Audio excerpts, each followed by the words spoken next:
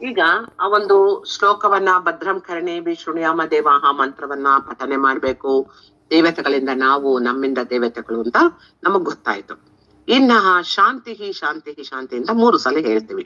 ಏನು ಅಂದ್ರೆ ಆಧ್ಯಾತ್ಮಿಕ, ಅಂದ್ರೆ ಆಧ್ಯಾತ್ಮಿಕದ ಆಪತ್ತುಗಳನ್ನ, ನಮಗೆ ಬರ್ತಕ್ಕಂಥ ಎಲ್ಲ ಆಪತ್ತುಗಳನ್ನ ನಿವಾರಣೆ ಮಾಡ್ತಕ್ಕಂಥದ್ದು. ಆದಿ ದೈವಿಕ ಅಂತಂದ್ರೆ ಸಂಕಟಗಳನ್ನ, ಆದಿ ಭೌತಿಕ ಅಂದ್ರೆ ವಿಘ್ನಗಳನ್ನು ಭಗವಂತನು ಪರಿಹರಿಸಲಿ. ನಮಗ್ ಬರ್ತಕ್ಕಂತಹ ಸಂಕಟಗಳು, ವಿಘ್ನಗಳು, ಆಪತ್ತುಗಳು ಎಲ್ಲವೂ ಸಹ ಭಗವಂತ ಪರಿಹರಿಸಲಿ, ದೂರ ಮಾಡಲಿ ಅಂತ ಈ ಒಂದು ಉದ್ದೇಶದಿಂದ 3 ಸಾರಿ ಶಾಂತಿ ಮಂತ್ರವನ್ನ ಹೇಳುತ್ತೇವೆ. ತಾಪತ್ರಯ, ವಿಘ್ನತ್ರಯ, ದೋಷತ್ರಯ. ತಾಪತ್ರಯಗಳು, ವಿಘ್ನತ್ರಯ, ದೋಷತ್ರಯ ಈ 3 ಸಹ ನಮ್ಮಲ್ಲಿ ಪರಿಹಾರ ಆಗಬೇಕು.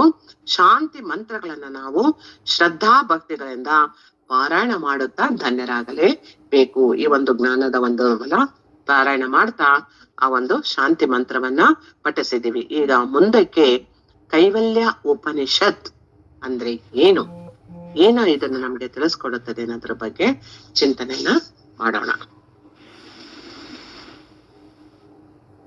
ಒಂದೇ 1 ನಿಮಿಷ, ಯಾರೋ ಬಂದ್ರು. ಈಗ ನಾವು ಶಾಂತಿ ಮಂತ್ರದ ಅರ್ಥವನ್ನ ಚಿಂತನೆ ಮಾಡುದು.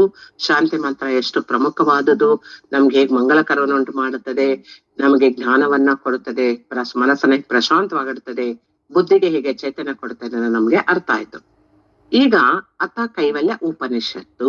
ಏನು ಕೈವಲ್ಯ ಅಂದ್ರೆ ಮೋಕ್ಷ ಅಂತಕ್ಕಂಥದ್ದು. ಅದಕ್ಕೆ ಹೇಳ್ತಾರೆ ಅಶ್ವಲಾಯನೋ ಭಗವಂತಂ ಪರಮೇಶನಮುಪ ಸಮೇತೋಚ್ಛವಾಚ.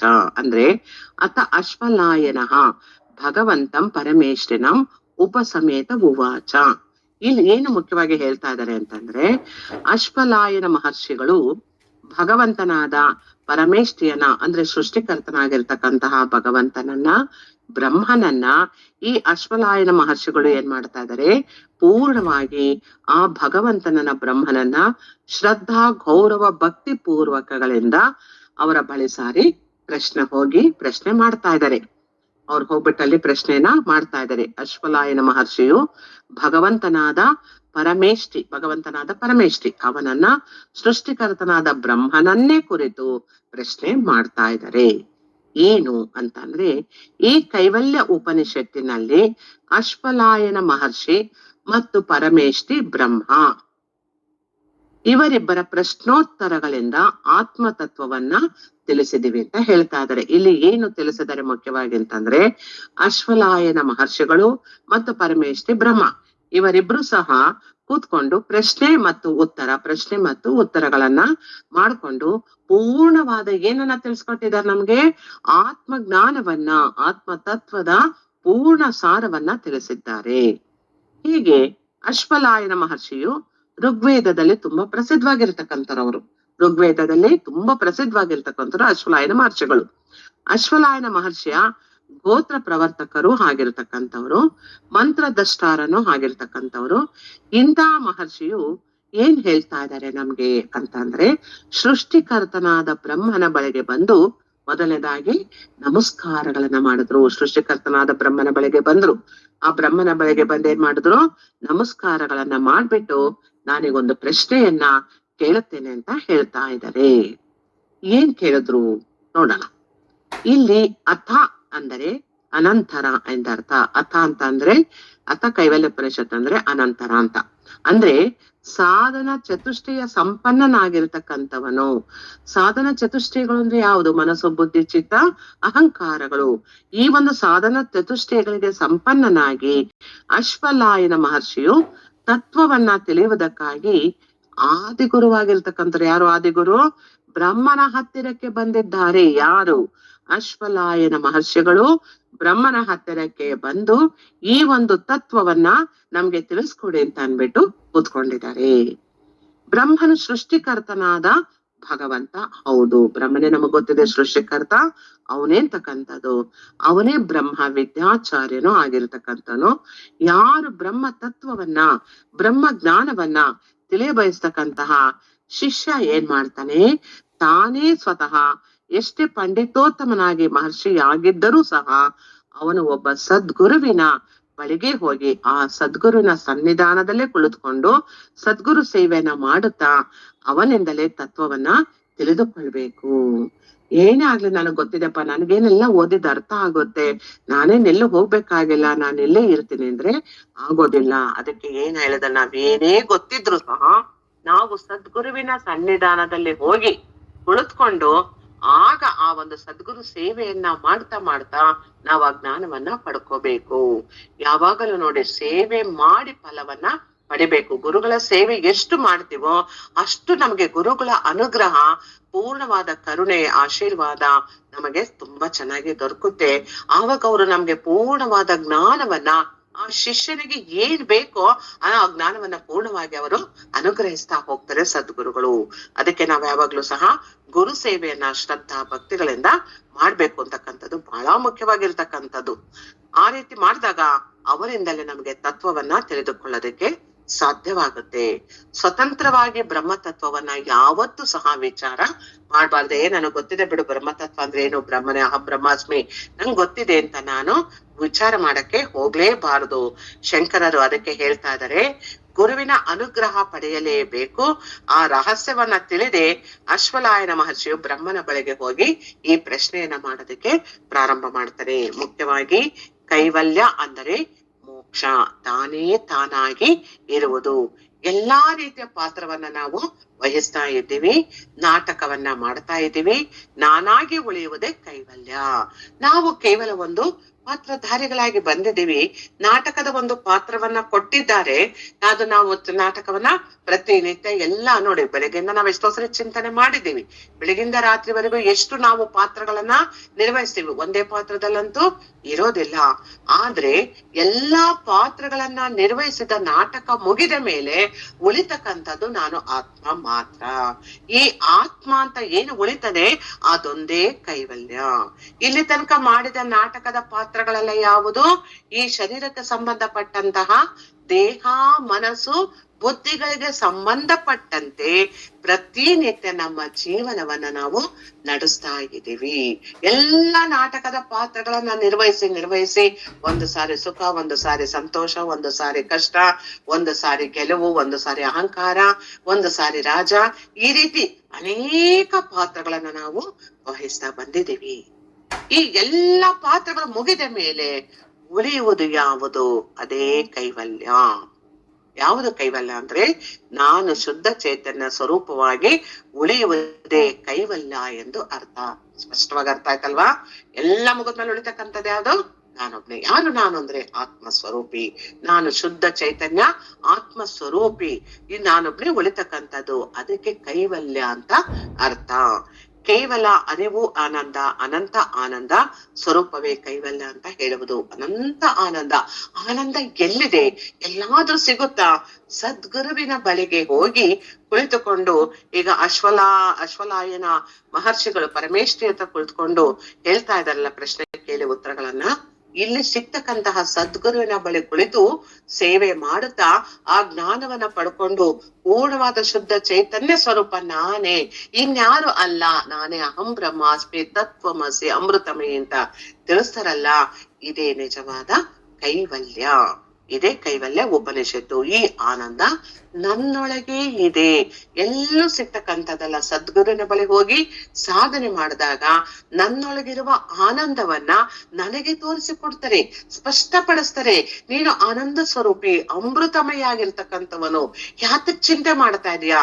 ಯಾತಕ್ ಕೊರಗ್ತೀಯಾ? ಏನು ಚಿಂತೆ ಮಾಡ್ಬೇಕಲ್ಲ. ಯಾಕೆ? ನೀನು ಆನಂದ ಸ್ವರೂಪಿಯಪ್ಪ, ಆತ್ಮ ಸ್ವರೂಪಿ ಆಗಿದ್ದೀಯಾ. ಹಾಗಿದ್ದ ಮೇಲೆ ಯಾಕೆ ಚಿಂತೆ ಮಾಡ್ತೀಯಾ? ನಾವ್ಯಾಕೆ ಚಿಂತೆ ಮಾಡ್ತಾ ಇದೀವಿ ಅಂತ ಅಂದ್ರೆ, ಈ ಒಂದು ಆತ್ಮಾನದನ್ನ ಮರ್ತು ಬಿಟ್ಟು ಈ ದೇಹವೇ ನಾನು ನಾನು ನಾನು ಅನ್ನೋ ಭ್ರಮೆಯಲ್ಲಿ ಕ್ಷೇತ್ರದಲ್ಲಿ ಉಳ್ಕೊಂಡ್ಬಿಟ್ಟಿದೀವಿ. ಅದಕ್ಕಾಗಿ ನಮ್ಗೆ ಆ ಕ್ಷೇತ್ರಜ್ಞ ಅಂದ್ರೆ ಕ್ಷೇತ್ರವನ್ನ ಅರಿತಕ್ಕಂತ ಕ್ಷೇತ್ರವೇ ಆ ಒಂದು ಆತ್ಮ ಅಂತಕ್ಕಂಥದ್ದು ನನಗೆ ಗೋಚರ ಆಗ್ತಾ ಇಲ್ಲ. ಈ ಆತ್ಮ ಜ್ಞಾನವನ್ನ ಪಡ್ಕೊಳ್ತಕ್ಕಂಥದ್ದೇ, ಪಡ್ಕೊಂಡಾಗ ಸಿಗುವ ಅರಿವೇ ಅನಂತ ಆನಂದ. ಇದನ್ನೇ ಕೈವಲ್ಯ ಅಂತ ಹೇಳಿರೋದು. ಹಾಗಾದ್ರೆ ಇದನ್ನ ಯಾವಾಗ ಪಡ್ಕೋಬೇಕು? ಅಯ್ಯೋ ನೋಡ್ರಿ, ವಯಸ್ಸಾಯ್ತು, ಈಗ ಹೇಳಿದ್ರೆ ನಮ್ ತಲೆಗೆ ಎಲ್ಲ ಹೋಗಲ್ಲ, ನೋಡ್ಕೊಳ್ಳೋಣ ಬಿಡಿ ಮುಂದಿನ ಜನ್ಮದಲ್ಲಿ ಅಂತ ಪೋಸ್ಟ್ ಪೋನ್ ಮಾಡ್ತಕ್ಕಂಥದ್ದು ಖಂಡಿತ ಅಲ್ಲ. ನಾವು ಬದುಕಿದ್ದಾಗಲೇ ನಮ್ಮ ಆತ್ಮ ಸ್ವರೂಪವನ್ನ ತಿಳಿದು ಆನಂದದಿಂದ ಇರುವುದೇ ನಿಜವಾದ ಮೋಕ್ಷ. ಆ ನಿಜವಾದ ಮೋಕ್ಷವನ್ನ ನಾವು ಪಡ್ಕೊಳ್ಳೇಬೇಕು. ಆ ಮೋಕ್ಷ ಸಾಧನೆಯೇ ನಮ್ಮ ನಿಜವಾದ ಜೀವನದ ಮುಖ್ಯ ಗುರಿ ಆಗಿರ್ತಕ್ಕಂಥದ್ದು.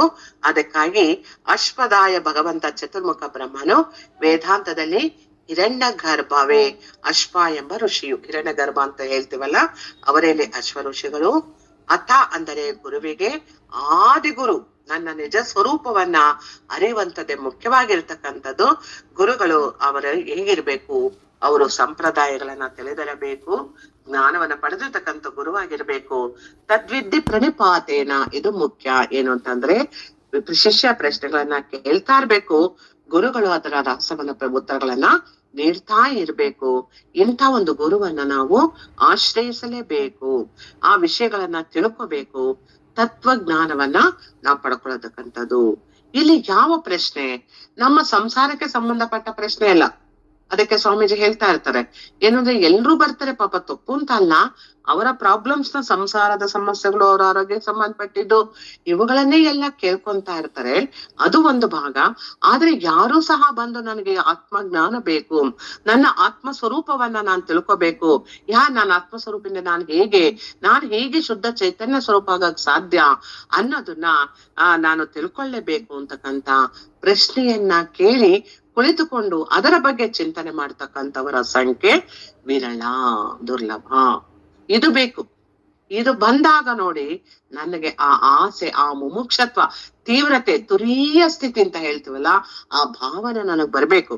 ಬಂದಾಗ ನಾವೇನ್ ಮಾಡ್ತೀವಿ, ತದ್ವಿದ್ಯೆ ಪ್ರಣಿಪಾತೇನ, ಹೋಗಿ ಗುರುಗಳ ಹತ್ರ ಪ್ರಶ್ನೆಗಳನ್ನ ಕೇಳ್ತೀವಿ, ವಿಷಯಗಳನ್ನ ತಿಳಿತೀವಿ. ಆಧ್ಯಾತ್ಮ ಸಾಧನೆಗೆ ಸಂಬಂಧಪಟ್ಟ ಪ್ರಶ್ನೆಗಳನ್ನ ಕೇಳ್ಬೇಕು. ಅಶ್ವದ ಕೇಳಿದ, ನನಗೆ ಬ್ರಹ್ಮ ವಿದ್ಯೆಯನ್ನ ಬೋಧಿಸಿ ಅಂತ ಕೇಳ್ತಾರೆ. ಯಾವ ವಿದ್ಯೆ ಕೇಳಿದ್ರು? ಬ್ರಹ್ಮ ವಿದ್ಯೆಯನ್ನ ಬೋಧಿಸಿ. ನಾವದೇನ್ ಕೇಳ್ಕೊಂತೀವಿ, ಗುರುಗಳೇ ನನಗೆ ಜೀವನದಲ್ಲಿ ತುಂಬಾ ಕಷ್ಟ ಆಗಿದೆ, ಈ ಕಷ್ಟಗಳಿಂದ ನಾನು ಹೇಗೆ ಹೊರಬರ್ಬೇಕು ಅಂತ ಕೇಳ್ಕೊಂತೀವಿ. ಅಷ್ಟು ಸಿಕ್ಬಿಟ್ರೆ ಅದೇ ಆನಂದ ಅಂತ ತಿಳ್ಕೊಂಡ್ಬಿಟ್ಟಿದೀವಿ. ಇದು ಸಹಜ. ಜೀವನದಲ್ಲಿ ಪ್ರತಿಯೊಬ್ಬರಿಗೂ, ಪ್ರತಿಯೊಂದು ಸಂಸಾರದಲ್ಲೂ ಪ್ರತಿಯೊಬ್ಬ ವ್ಯಕ್ತಿಗೂ ಬರ್ತಕ್ಕಂಥದ್ದೇ. ಎಲ್ಲರಿಗೂ ಕಷ್ಟ, ಸುಖ, ನೋವು ಎಲ್ಲವೂ ಮಿಶ್ರಣವಾಗಿ ಇರ್ತಕ್ಕಂಥದ್ದೇ. ಆದರೆ ಇದೇ ಜೀವನ ಅಲ್ಲ, ಇದೇ ನಮ್ಮ ಉದ್ದೇಶ ಅಲ್ಲ. ನಾನು ಹುಟ್ಟಿ ಬಂದದ್ದು ಇಷ್ಟಕ್ಕೆ ಅಲ್ಲ. ನನ್ನನ್ನು ನಾನು ಒಂದ್ ನಿಮಿಷ ಬೇಕು ಅಂತಕ್ಕಂಥದ್ದು ನನಗೆ ಗೊತ್ತಾಗ್ಬೇಕು. ಅಶ್ವದ ಕೇಳಿದ, ನನಗೆ ಬ್ರಹ್ಮ ವಿದ್ಯೆಯನ್ನು ಬೋಧಿಸಿ ಆಧ್ಯಾತ್ಮ ವಿದ್ಯಾನ, ಮುಖ್ಯವಾಗಿ ಆಧ್ಯಾತ್ಮ ವಿದ್ಯೆಯಿಂದ ಆತ್ಮ ಜ್ಞಾನವನ್ನ ತಿಳಿಯಬೇಕಾದರೆ ಎಲ್ಲದರ ಸಾರವು ಸಹ ನಮಗೆ ಹಿರಣ್ಯ ಗರ್ಭದಲ್ಲಿ ತಿಳಿತದೆ. ಬ್ರಹ್ಮ ಜ್ಞಾನವನ್ನ ಬೋಧಿಸಿ ಅಂತ ಕೇಳ್ಕೊಂಡಾಗ ಪರಬ್ರಹ್ಮನನ್ನ ಕುರಿತಾದ ಜ್ಞಾನವೇ ಬ್ರಹ್ಮ ವಿದ್ಯೆ. ಇಲ್ಲಿ ಮುಖ್ಯವಾಗಿ 4 ವಿಷಯಗಳನ್ನ ತಿಳ್ಕೊಂತೀವಿ. ಬ್ರಹ್ಮ ವಿದ್ಯಾ ಫಲಂ ಅಂದ್ರೆ ಅದೇಹಿ ಭಗವಾನ್ ಬ್ರಹ್ಮ ವಿದ್ಯಾಂ ವರಿಷ್ಠಂ ಸದಾ ಸದ್ಭಿಃ ಸೇವ್ಯಮಾನಂ ನಿಗೂಢಂ ಯಯಾಚಿರಾತ್ ಸರ್ವ ಪಾಪಂ ವ್ಯವೋಪಃ ಪರಾತ್ ಪರಂ ಪುರುಷಂ ಯಾತಿ ವಿದ್ಯಾನ್. ಅಂದ್ರೆ ಇದನ್ನ ಪದಚ್ಛೇದ ಮಾಡಿದಾಗ ಏನಾಗುತ್ತದೆ, ಅದೇಹಿ ಭಗವಾನ್ ಬ್ರಹ್ಮ ವಿದ್ಯಾ ವರಿಷ್ಠಂ ಸದಾ ಸದ್ಭಿಃ ಸೇವ್ಯಮಾನಂ ನಿಗೂಢಂ ಯಯಾ ಅಚಿರಾತ್ ಸರ್ವ ಪಾಪಂ ವ್ಯವೋಹಃ ಪರಾತ್ ಪರಂ ಪುರುಷಂ ಯಾತಿ ವಿದ್ಯಾನ್. ಇದರ ಅರ್ಥ ಏನು? ಪೂಜ್ಯನಾದ ಪರಮೇಷ್ಠಿಯೇ ಸತ್ಪುರುಷರಿಂದ ಯಾವಾಗಲೂ ಸೇವಿಸಲ್ಪಡುವ, ಸತ್ಪುರುಷರು ಚೆನ್ನಾಗಿ ಜ್ಞಾಪಕ ಇಟ್ಕೋಬೇಕು ನಾವು, ಸತ್ಪುರುಷರಿಂದ ಸದಾ ಸೇವಿಸಲ್ಪಡುವ ರಹಸ್ಯವಾಗಿರ್ತಕ್ಕಂಥದ್ದು, ಶ್ರೇಷ್ಠವಾಗಿರ್ತಕ್ಕಂತಹ ಬ್ರಹ್ಮ ವಿದ್ಯೆಯನ್ನ ನನಗೆ ಉಪದೇಶಿಸಿ ಅಂತ ಕೇಳ್ಕೊಂತಾ ಇದ್ದಾರೆ. ಎಂತ ವಿದ್ಯೆ ಬೇಕು? ರಹಸ್ಯವಾದ ಶ್ರೇಷ್ಠವಾದ ಬ್ರಹ್ಮ ವಿದ್ಯೆ ನನಗೆ ಬೇಕು, ಇದನ್ನ ತಿಳಿಸ್ಕೊಡಿ.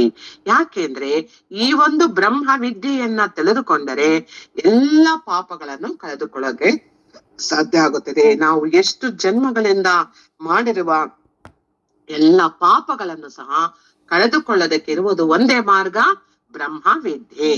ಅದಕ್ಕೋಸ್ಕರ ಪರಾತ್ಪರನಾದ ಪರಮ ಪುರುಷನೇ ಜ್ಞಾನಿಯನ್ನ ಹೊಂದಿ ಬಿಡುತ್ತಾನೆ. ಯಾವನು ತಿಳ್ಕೊಂಡ್ಬಿಟ್ಟ ಅಂದ್ರೆ, ಬ್ರಹ್ಮವಿದ್ಯೆ ತಿಳ್ಕೊಂಡ ಅಂದ್ರೆ ಅವನು ಪರಮ ಪುರುಷವನ್ನೇ ಪಡೆದ್ ಬಿಡುತ್ತಾನೆ. ಅದಕ್ಕೋಸ್ಕರ ಉತ್ತಮ ಮುಮುಕ್ಷುಗಳ ಸಾಧಕನು. ಮುಮುಕ್ಷ ಸಾಧಕ ಅಂದ್ರೆ ಯಾರು? ನನಗೆ ಪೂರ್ಣವಾಗಿ ಭಗವಂತನೇ ಬೇಕು ಅನ್ನೋ ಭಾವ ಬಂದ್ಬಿಡ್ಬೇಕು. ನನಗೆ ಬ್ರಹ್ಮವಿದ್ಯೆ ಬೇಕು, ಆತ್ಮಜ್ಞಾನ ಬೇಕು ಅನ್ನೋದು ನನಗೆ ಮುಮುಕ್ಷತ್ವ ಬಂದ್ರೆ ಅಂತ ಸಾಧಕ ಏನ್ ಮಾಡ್ತಾನೆ? ಮೊದಲು ಸದ್ಗುರುಗಳನ್ನ ಹುಡುಕೊಂಡು ಹೋಗ್ತಾನೆ. ಸದ್ಗುರುಗಳನ್ನ ಹೋಗ್ಬಿಟ್ಟು ಕೇಳ್ಕೊಂತಾನೆ, ನನಗೆ ಬ್ರಹ್ಮವಿದ್ಯೆ ಬೇಕು ಅಂತ ಕೇಳ್ಕೊಂತಾನೆ. ಏನು ಬ್ರಹ್ಮವಿದ್ಯೆ ಅಂದ್ರೆ? ಬ್ರಹ್ಮವೆಂದರೆ ಯಾರು? ಪರಬ್ರಹ್ಮ. ಪರಬ್ರಹ್ಮನೇ ಬ್ರಹ್ಮ. ಜನ್ಮಾದಿ ವಿಕಾರರಹಿತನಾದ ದೇಶ ಕಾಲಾದಿಗಳನ್ನ ಮೀರಿರುವ ತತ್ವವೇ ಬ್ರಹ್ಮ. ಇಲ್ಲಿ ಬ್ರಹ್ಮ ಅಂದ್ರೆ ಯಾರು? ಅವನಿಗೆ ದೇಶ ಕಾಲ ಜಗತ್ತು ಇದು ಯಾವುದು ಇಲ್ಲ, ವಿಕಾರಗಳು ಇಲ್ಲ, ವಿಕಾರಗಳು ಇಲ್ಲದೆ ವಿಕಾರರಹಿತನಾಗಿರ್ತಕ್ಕಂಥವನು, ದೇಶ ಕಾಲಾದಿಗಳೆಲ್ಲವನ್ನ ಮೀರಿರ್ತಕ್ಕಂಥವನು. ಅಂತಹ ತತ್ವವೇ ಬ್ರಹ್ಮ. ಇವೆಲ್ಲವನ್ನ ಮೀರಿರ್ತಕ್ಕಂಥದ್ದು, ಇದು ಜಗತ್ತಿಗೆ ಸಂಬಂಧಪಟ್ಟದ್ದು ನಾವೇನ್ ಅನ್ಕೊಂಡಿದೀವಿ, ಇವೆಲ್ಲವನ್ನ ದಾಟಿ ಇರತಕ್ಕಂಥವನೇ ಪರಬ್ರಹ್ಮ. ಸಕಲ ಜೀವರಾಶಿಗಳು ಸಹ ಪ್ರತ್ಯೇಗಾತ್ಮನಾಗಿರ್ತಾನೆ. ಸಾಕ್ಷಿಯಾಗಿ ಸಕಲ ಜೀವರಾಶಿಗಳನ್ನ ನಮ್ಗೆ ತೋರ್ತಾ ಇರ್ತಾನೆ. ಇದನ್ನ ತಿಳಿಸುವಂತಹ ವಿದ್ಯೆಯೇ ನಿಜವಾದ ಬ್ರಹ್ಮವಿದ್ಯೆ. ಬ್ರಹ್ಮವಿದ್ಯೆಯು ಸರ್ವ ವಿದ್ಯೆಗಳಿಗೂ ಆಧಾರವಾಗಿರ್ತಕ್ಕಂಥದ್ದು. ಬ್ರಹ್ಮವಿದ್ಯೆ ಒಂದ್ ತಿಳ್ಕೊಂಡ್ರೆ ಸರ್ವ ವಿದ್ಯೆಗಳನ್ನು ತಿಳ್ಕೊಂಡಂಗೆ ಆಗುತ್ತೆ.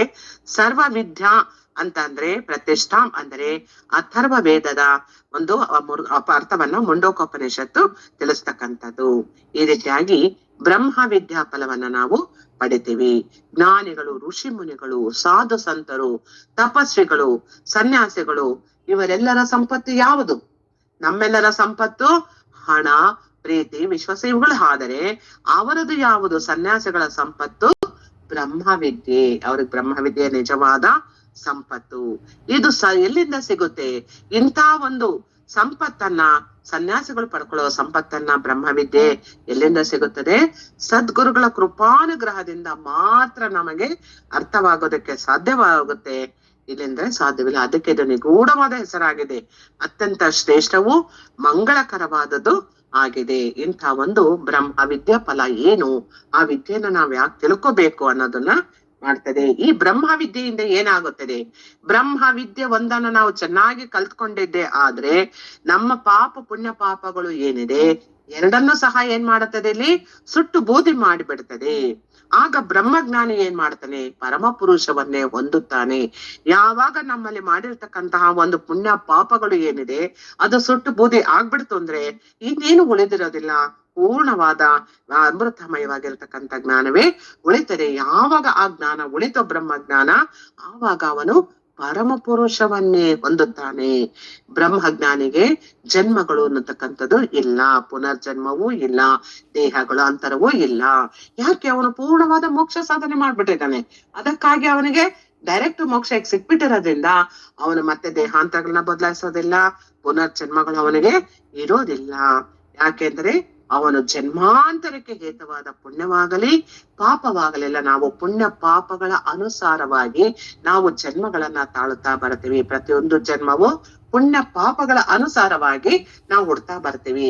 ಪುಣ್ಯವನ್ನ ಮಾಡಿದ್ರೆ ಇನ್ನು ಒಳ್ಳೆ ಸಂಸ್ಕಾರವಂತರ ಮನೆ, ಇನ್ನು ಪುಣ್ಯವಂತರ ಮನೆಗೆ ಹುಡ್ತೀವಿ.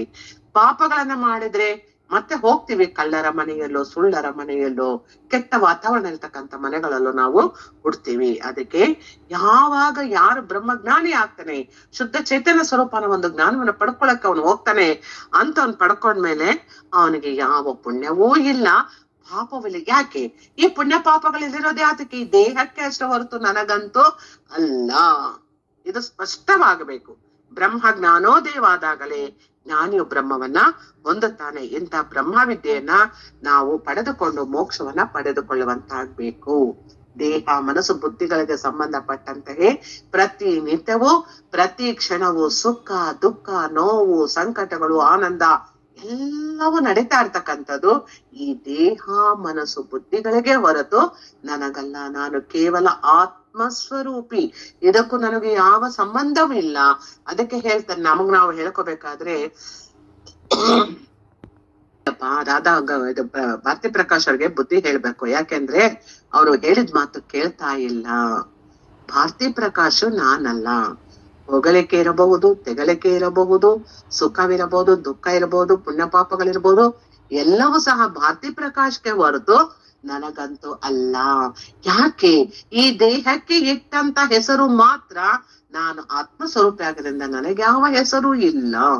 ನಾನು ಆತ್ಮಸ್ವರೂಪಿ. ಈ ಒಂದು ಜ್ಞಾನವನ್ನ ಪಡ್ಕೊಳ್ತಕ್ಕಂಥದ್ದೇ ಕೈವಲ್ಯ. ಇದನ್ನ ಮತ್ತೆ ಮುಂದಿನ ಒಂದು ಯಾವತ್ತು ಮತ್ತೆ